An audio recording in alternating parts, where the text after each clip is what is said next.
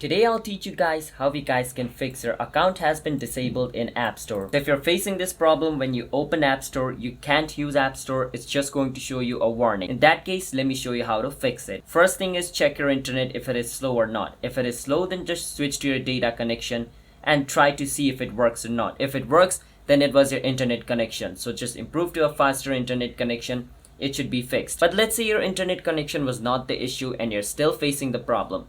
In that case, what you need to do is you need to change the password of your Apple ID.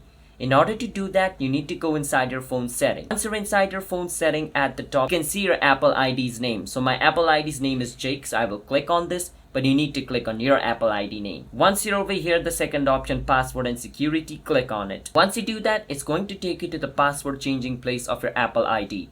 But before you could change the password of your Apple ID, it's going to first ask you to enter the passcode of your phone. So once you're over here at the top, you can see the change password option. Click on change password and over here enter the passcode of your phone. After you enter the passcode of your phone, if it is correct, it's going to take you to the password changing place of your Apple ID.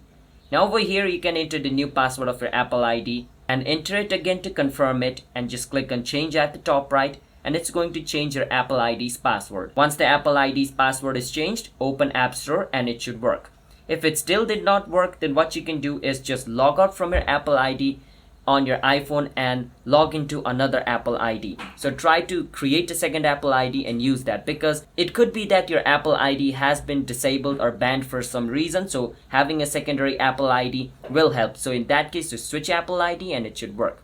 If it still does not work, the last thing you need to do is go inside your phone setting and scroll a bit down and go on General.